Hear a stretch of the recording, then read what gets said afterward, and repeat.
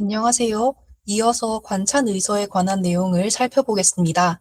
태평성해방, 태평해민화재국방, 성제청록은 모두 당시 정부가 의관들에게 명하여 편찬한 관서에 해당합니다. 먼저 983년에 편찬하기 시작해서 992년에 완성된 태평성해방은 태종의 의지와 당시 최고 전문가들의 협업으로 탄생한 책입니다. 태종은 즉위 전부터 의학에 관심이 많아서 1000개 정도의 명방을 가지고 있었다고 해요. 그리고 전국 의관들에게 가문 대대로 내려오는 가전 경험방을 내놓게 해서 1만 개 이상의 처방을 수집했습니다. 총 100권, 1670문, 그리고 16,834수의 방제가 수록되어 있습니다. 태평성해방의 내용과 특징을 살펴보면 천금방이나 외대비호처럼 당시까지 존재했던 거의 모든 의학 분야를 망라하고 있는 책입니다. 새로운 의학 내용을 이론을 창안하기보다는 기존 지식을 보존하고 정리하는 데 목적이 있었습니다. 질병의 원인을 논할 때에는 수나라 소원방의 재병 원후론을 주로 인용했고요. 또한 내경, 난경, 상한론 등 고전 문헌을 충실하게 반영했습니다. 독창적인 견해나 새로운 학설은 비교적 적은 편이지만 주로 이전 시대의 처방과 지식을 잘 모아서 편찬했다는 성격이 강합니다. 이 책은 1064년 성희의 선방으로 개편되어 각지에 보급됩니다. 이어서 태평해민화재국방이라는 책이 등장합니다. 줄여서 국방이라고 부르고요. 이 책은 송대 의료 시스템의 상징이자 한의학 역사상 가장 영향력 있었던 처방 표준서에 해당합니다. 국방은 송대 관약소의 처방 지침서에 해당하는 책이고 현대에는 약전과 같은 성격을 가집니다. 1076년에 숙약소라는 기관이 설치되는데 이때 숙약이라는 것은 이미 조제가 완료된 기성약을 의미합니다.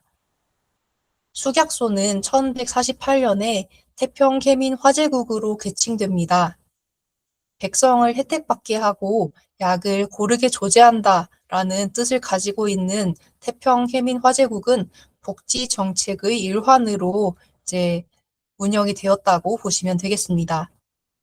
따라서 국방은 단순한 처방서가 아니고 국가가 직접 약을 제조하고 판매하는 국가 공인 약국인 태평회민화재국에서 활용되는 약전과 같은 책이라고 볼 수 있겠습니다. 진사문 등의 인물이 교정해서 이제 교정 태평해민 화재국방 5권으로 편성이 되고 이제 남송 가정 원년에는 허홍이 주석을 달고 새로운 처방을 추가해서 화재 진암 총론을 앞에 덧붙여서 이론적인 기틀을 보완했습니다. 최종적으로 태평해민 화재국방은 14문 788방으로 정착되고 의료 대중화와 표준화에 영향을 미치게 됩니다. 환제, 즉 알약, 그리고 산제, 그러니까 가루약, 그리고 고약과 같이 보관과 운반이 쉬운 규격화된 제형이 많아서 응용에 편리했기 때문에 널리 유행했습니다. 이 책으로 인해서 송대 원대에 기성 처방으로 치병하는 풍조가 생겨났습니다. 실제 임상에서 효과가 검증된 처방들이 수록되어 있고 우황청심환, 소요산, 사군자탕 등 오늘날에도 가정상비약처럼 활용되는 약들이 모두 이 책에 근간을 하고 있습니다. 또한 질병에 따라 다양한 약들이 잘 수록되어 있어서 처방을 편리하게 활용할 수 있다는 장점도 있지만 지식이 부족한 이들이 병의 허실 한열과 같은 원인을 잘 따지지 않고 증상만 보고 이 병에 이 약이라는 식으로 국방의 처방을 남용하는 풍조도 생겨나게 됩니다. 이를 이후 금원 사대가 중 한 명인 주단계가 국방발휘라는 책을 통해서 사람마다 체질과 병증이 다른데 기성약만 고집하는 풍조가 있다고 비평하기도 했습니다. 주단계는 또한 국방에 있는 일부 제형이 너무 온조한 약성을 가지고 있어서 음혈을 상하게 할 수 있다라는 점도 지적했습니다. 명나라 시대 이후에는 처방이 탕액 위주로 바뀌면서 화제국방에 대한 맹목적인 추종은 사라지게 됩니다.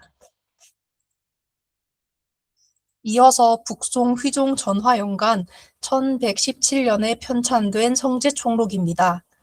역대 의서와 민간 경험방을 집대성한 200권 규모의 방대한 서적인데 인쇄를 마치기 전에 북송의 수도 개봉이 금나라에 의해서 함락되면서 인쇄용 목판이 금나라로 넘어가 버렸습니다. 그래서 정작 남송 본토에서는 이 책을 볼 수가 없었고 오히려 금나라 대정연간 그리고 원나라 대덕연간에 목판을 다시 새겨서 간행함으로써 후대에 전해지게 됩니다. 성제총록에는 약 2만 수에 달하는 방대한 분량의 처방이 수록되어 있습니다. 권 1, 2에는 60년 운기도와 설명을 실어서 천문과 기후가 인체에 미치는 영향을 다루었고 권 3, 4 성제경은 휘종이 직접 쓴 것으로 알려져 있습니다. 여기서는 이론적인 보완책과 약품, 침구 등 이제 18가지 논설이 수록되어 있습니다. 이후 강론은 66문으로 나누어서 이제 통론 그리고 복론으로 나누어 기술되어 있습니다. 태평성해방이 1천여 개의 세부 항목으로 너무 잘게 쪼개져 있었다면 성제총록은 이를 66개문으로 통합 정리해서 질병 분류를 훨씬 합리적이고 개통적으로 만들었습니다. 그리고 과거 천금방이나 외대비호 등의 책들은 여러 가지 원문을 그대로 옮겨 적어서 문체가 제각각이고 산만한 측면이 있었던 반면에 성제총록은 편찬자들이 기존 이론을 완전히 이해한 뒤에 하나의 통일된 문체로 다시 썼습니다. 덕분에 내용이 간결하면서도 핵심을 찌르는 개통적인 논술이 가능했습니다. 성제총록에 수록된 처방의 형태를 보면 알약, 가루약, 고약, 그리고 단약, 약술 등이 주를 이룹니다. 그리고 상대적으로 다려먹는 탕제가 적은 것이 특징인데 이는 국가가 운영한 약국, 그러니까 숙약소에서 미리 만들어진 약을 판매하던 송대 특유의 기성약 문화가 반영된 결과입니다. 그리고 송나라 시대에 방서들이 대량 출현했는데요. 이는 편리하기도 했지만 다방, 다약의 남용을 초래하기도 했습니다.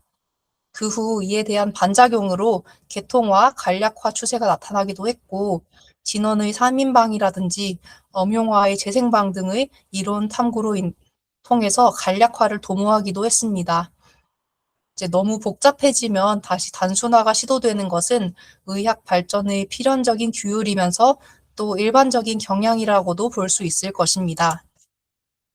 이번 시간에는 송대 초기 대규모 관찬 의서의 시초에 해당하는 태평성해방, 그리고 실용적 약전, 그리고 온조약의 유행과 비판의 대상이 되는 태평해민 화제국방, 그리고 이론과 처방을 아우르는 최대 규모 의서에 해당하는 성제총록에 관한 내용을 살펴보았습니다. 송나라 시대 관찬 의서 사업은 의학 지식의 집대성과 보급을 이끌었습니다.